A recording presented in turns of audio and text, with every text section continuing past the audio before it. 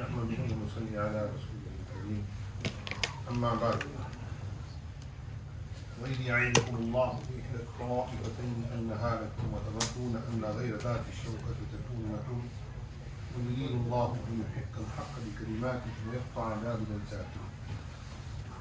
Alhamdulillah, we are still in the waqia of Badr, and tonight is what Tarawih? 16. Is 16th Roza or 16th Tarawih? 16th Tarawih.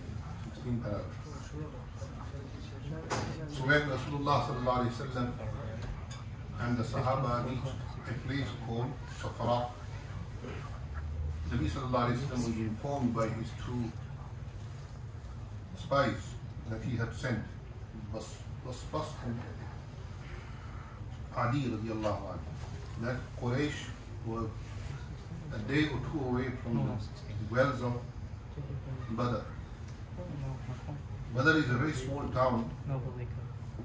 When we go from Medina to Makkah, or on a route which is not the normal route that people take by road, Badr is going through by the Arabian Sea on the shorelines. Like when we drive on Ocean Drive, you can see the ocean whilst you're driving for miles. And then you come to Badr. And when Nabi Sallallahu Alaihi Wasallam heard this, so he called the Sahaba and he said to them that we came out,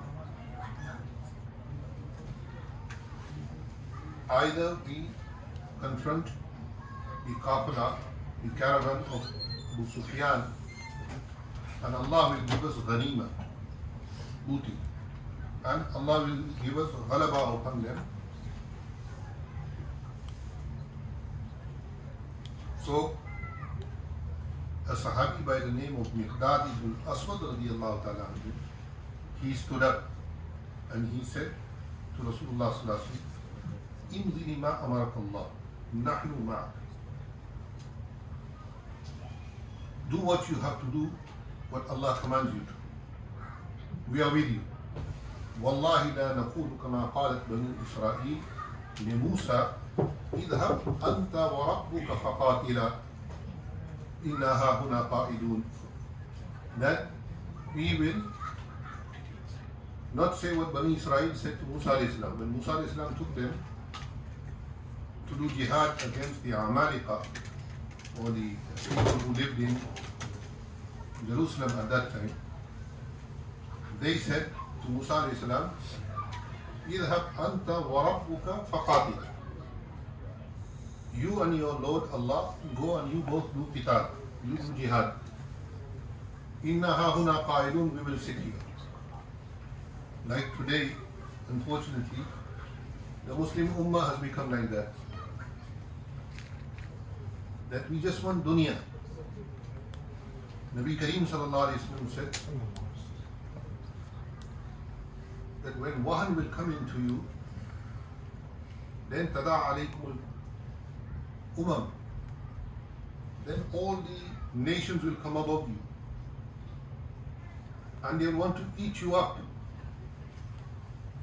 So Sahaba asked, wa nahnu qaleel ya Rasulullah, we will be very little. Nabi Sallallahu Alaihi Wasallam said, no, antum kathir, you'll be very much, but you will be like Kabuzai, you'll be like the foams on the ocean, and you will have no strength, not strength of armor, not strength of rockets and planes and this and that. You will have no strength of Iman.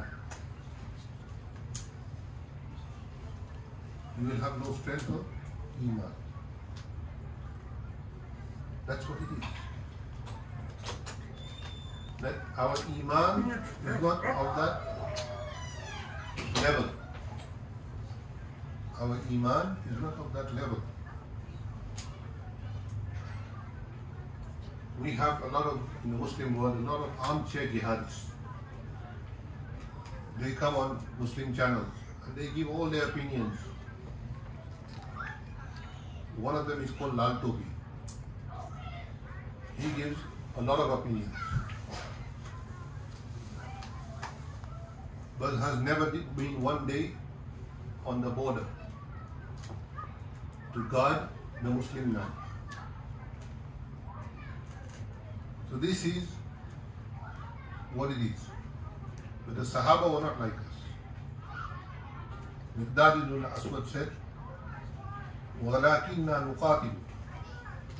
He said, اذهب أنت وربك وإنا معكما فقاتلوا ولكننا نقاتل من يمينك ومن شمالك ومن يدك ومن خلفك. And when you and Allah go to war, we will be with you. We will be with you on the back. We will be with you in the front. We will be with you on the right and the left.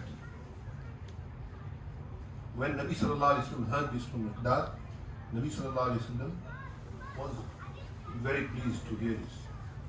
But Nabi sallallahu alayhi wa sallam wanted to hear this from the Ansar, because they had not gone for war. They had gone just to confront Abu Sufyan and his caravan. So then Sa'd ibn Mu'adh radiyallahu ta'ala anhu, he stood up from the Ansar and he gave a very eloquent speech. وَإِنَّ مِنَ الْبَيَانِ لَسِحْرًا. That some people when they speak, it is like magic. So he said to Rasulullah sallallahu alayhi wa sallam that we pledged allegiance to you in Bay Uqba. If you go to Makkah, may Allah take us all. Ameen. When we go for Mina, or when we go for Rami, the pelting of the stones, there is a small masjid right in the middle of the Rami. It's an old building like this, very old building, and it's got, nowadays it's got a cage around it, so you can't go inside. This is the place where Nabi sallallahu alaihi wasallam did Bay Uqba Awal and Thani. That Nabi sallallahu alaihi wasallam took allegiance from the people of Ansar when they came to him. Nabi sallallahu alaihi wasallam used to go every year in Hajj and he used to ask them, who will man ya'wini, who will give me refuge?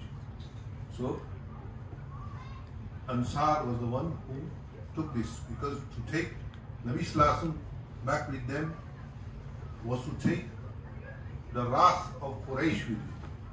But they didn't care. They had Imam. Sa'd ibn Mu'adh was one of them. So he stood up and he said, Ya Rasulullah, we will be with you. Who you do war upon, we will do war upon. Who you make peace with, we will make peace with. Who confronts you, they will confront us. When Nabi sallallahu alaihi wasallam heard this from Sa'd ibn Mu'adh, Nabi sallallahu alaihi wasallam was very pleased. That he knew that the people who are around him would support him, no matter how hard it got. And Sahaba proved it. Sahaba proved it. Then Sayyidina Abu Bakr Siddiq radiyallahu ta'ala anhu stood up. Then he gave his allegiance to Rasulullah sallallahu alaihi wasallam. And he said that we are with you.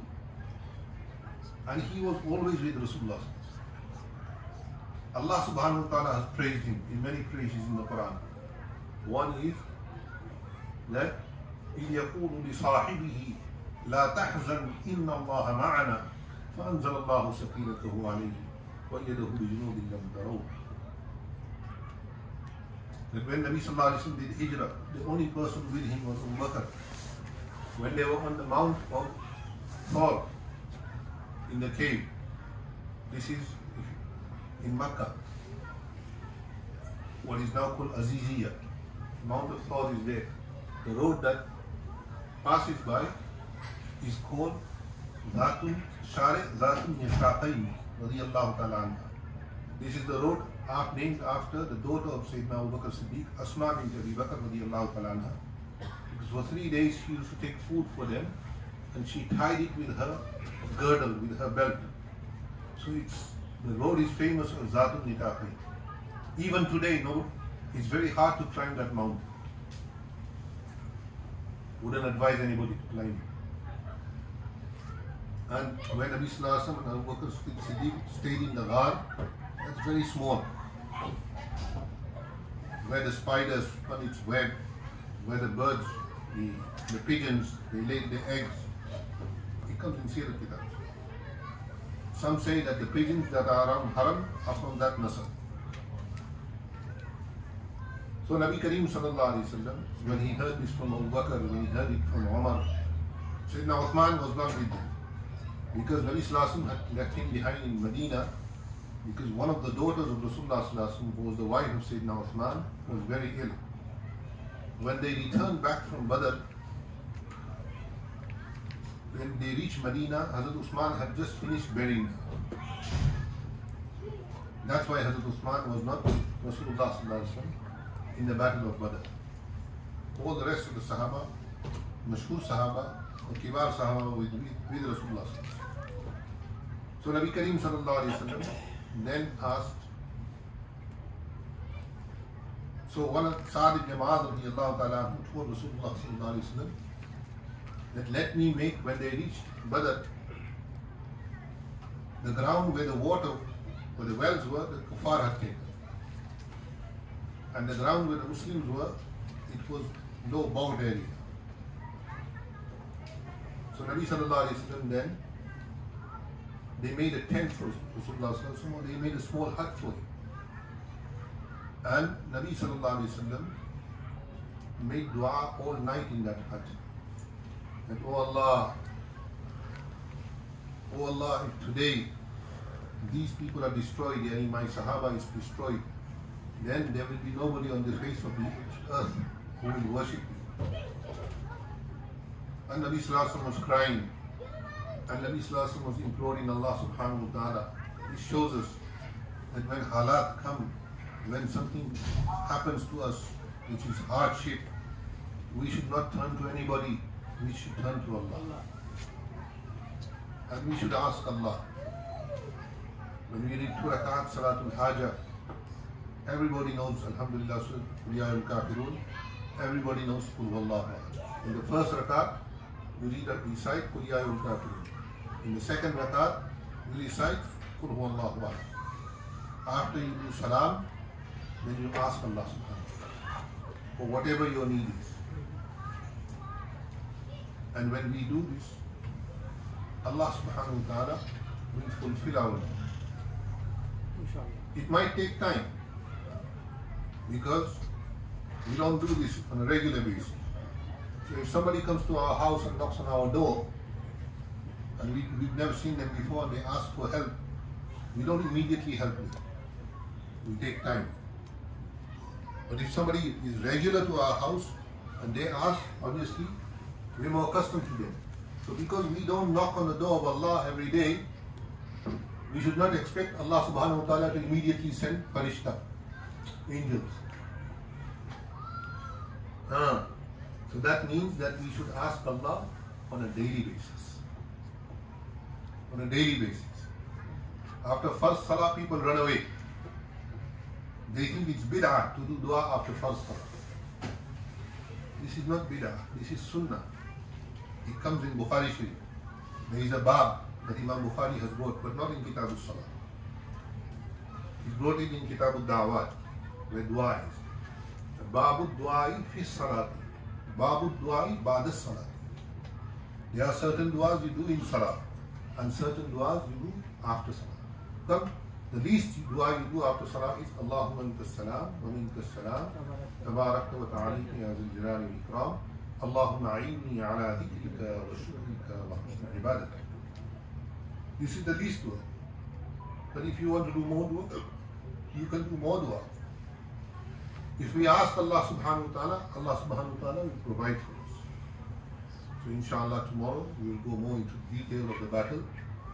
But this is where Nabi Sallallahu Alaihi Wasallam, Abu Bakr Siddiq radiallahu ta'ala told Rasulullah Sallallahu Alaihi Wasallam at that time, that Ya Rasulullah, Allah has accepted your dua. Allah has accepted your dua. And when the battle finished, only about 10 or 13 Sahaba were shaheed. And on the other side, 70 were killed. And amongst them, they made major leaders, Abu Jahl, Utbah, Shayba, Walid. All of these people were killed. And inshallah, we'll talk about the battle tomorrow.